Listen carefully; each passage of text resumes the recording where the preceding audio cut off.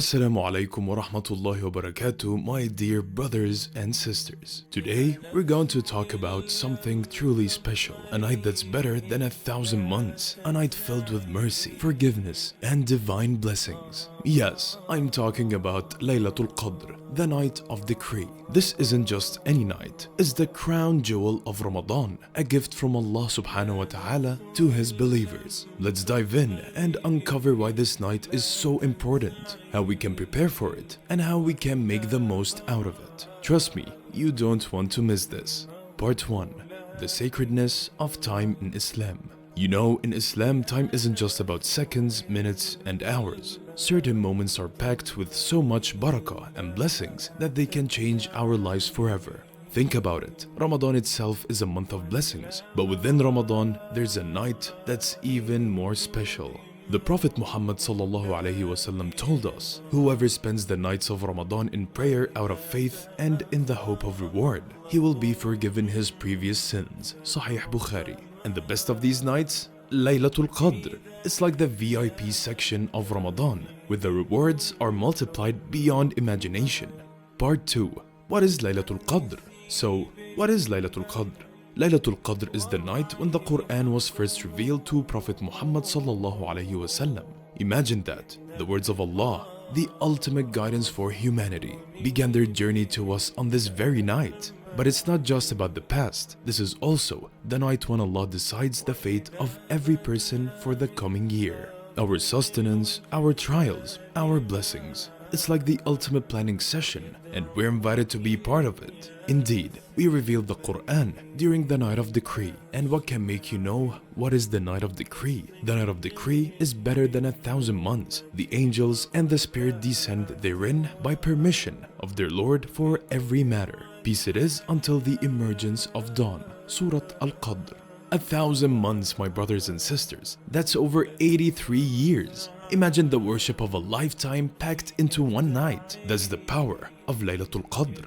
But here's the thing, we don't know exactly which night it is. The Prophet ﷺ told us to seek it in the odd nights of the last 10 days of Ramadan, the 21st, 23rd, 25th, 27th, and 29th. Why? So we'd strive even harder, worship more, and truly value this gift. Part 3. The signs of Laylat al-Qadr. Now you might be wondering, how will I know if I've caught Laylat al-Qadr? Well, the Prophet ﷺ gave us some clues. He said, Laylat al-Qadr is a calm and peaceful night. It is not hot nor cold, and the sun rises on its morning being weak and red. Sahih ibn Khuzaymah. So if you feel an unusual sense of peace, if the weather is just right, and if the sun rises softly the next morning, you might have just experienced Laylat al-Qadr. But even if you don't notice these signs, don't worry. The rewards are still yours as long as you're worshipping with sincerity. Part 4. The du'as and sunnahs of Laylat al-Qadr.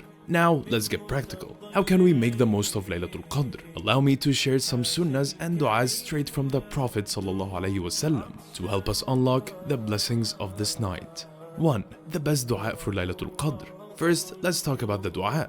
Aisha radiallahu anha once asked the Prophet ﷺ, if I know which night is Laylat al-Qadr, what should I say during it? He replied, say, Allahumma innaka afuwun tuhibbul afwa fa'fu anni. O Allah, you are the most forgiving and you love to forgive, so forgive me. Sunan Tirmidhi. This dua is like a golden ticket to Allah's mercy. It's short, powerful, and peaceful for this night. So memorize it, repeat it, and pour your heart into it. 2. Increase in worship. Next, let's talk about worship. The Prophet ﷺ said, whoever stands in prayer during Laylat al-Qadr out of faith and hope in the reward of Allah, all of his previous sins will be forgiven. This is your chance to hit the reset button of your life. Pray tahajjud, read the Quran, make dhikr, do whatever brings you closer to Allah. And don't forget to pray for others too. This is the night when du'as are answered. So make your list and ask for everything your heart desires.